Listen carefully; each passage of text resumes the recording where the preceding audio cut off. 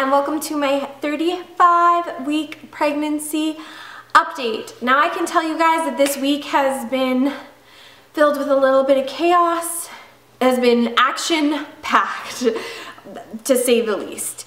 So first off, what I'm going to start off with was I have gone into the nesting phase. I need to make sure everything is prepared. I am halfway done packing my hospital bag. My hospital bag will be packed on Sunday, and I am making Corey make sure his is packed too.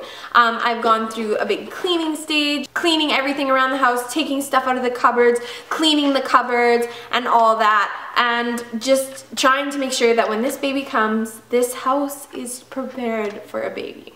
Also, I am still craving cereal. Now I don't know if it's the milk in the cereal, but I am going through a box of cereal, probably a box in a week and a half, and then I'm having to go out and buy it. Now I don't have like the family box. The kind that I like only comes in like just the regular boxes. It's some, I don't even know what it's called, but I'm going through that in like a week and a half, and we are going through milk so fast in this household.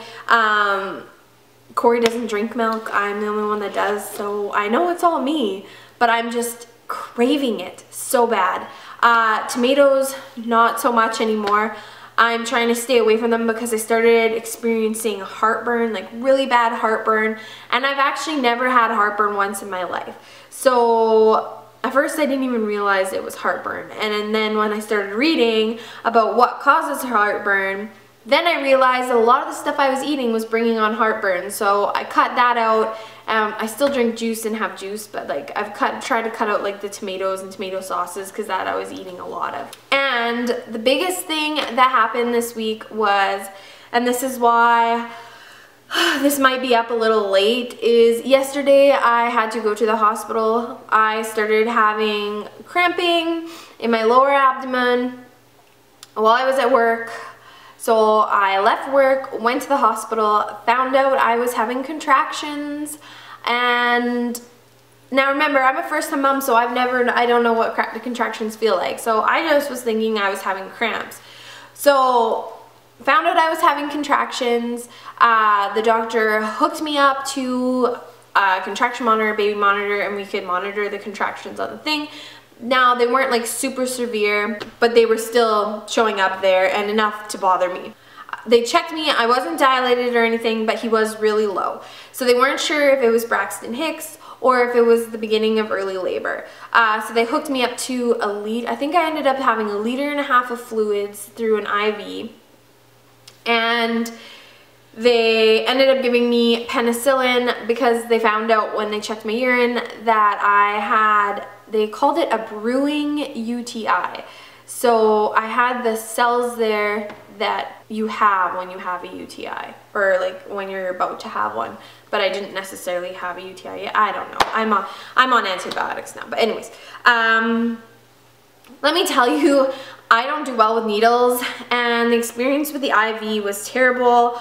I warned her that I'm not good with it, I can't watch it. They first tried to put it in my wrist. Here you can still see like tape marks. And my blood vessel popped, which is not a fun experience. Then sat forever trying to find another one in this hand to use. And they had to use, my veins are small and I have bad veins apparently. So they had to use like a smaller IV. And it was painful. Like I couldn't move my hand, and then anytime I moved my hand, the IV drip would stop and I'd have to call someone because it would say like some error on the thing, and then they had to tape the IV to my arm down here to try and get it to stop moving. And let me tell you, when you're trying to eat supper or like lunch, it's pretty hard, especially when you're left-handed and you can't use your left hand, or you're supposed to be writing down when you're feeling contractions and you can't use your left hand or move. Anyways, I was there from 9 o'clock until 4. My last contraction was at 1:33, so the penicillin and the fluids did slow down my contractions to where they eventually stopped. So they did send me home. I am put on rest right now. Not bed rest, but rest. and so I'm off work until Tuesday. I think she told me to be off work till, because she says that this could be a sign that I could be going into labor soon, eventually. But again, I'm not dilated, and I'm just happy that he stays in there, because they said that if I had been 2 weeks farther along, they wouldn't have done anything to try and stop it, that they would have just allowed it to keep going. But they want him to stay baking in my belly for 2 weeks longer, just to make sure that he is perfectly perfect. Anyways, that's all I can really think about this happened this week. Yesterday was kind of hectic, and like a big part of it, I can't even like really focus to think on what happened on the rest of the week, because that was my biggest thing. So let me show you guys my 35-week belly. So here is the side, and she says his head is definitely way down low there, so I can tell he has dropped as well. The front, you can see the line of my maternity pants. And the other side. So yeah, that's it for my 35-week update. Be sure to check back early next week. I should have my nursery tour. And watch for my 36-week update, which I should have up next Thursday. Thank you for watching. Bye!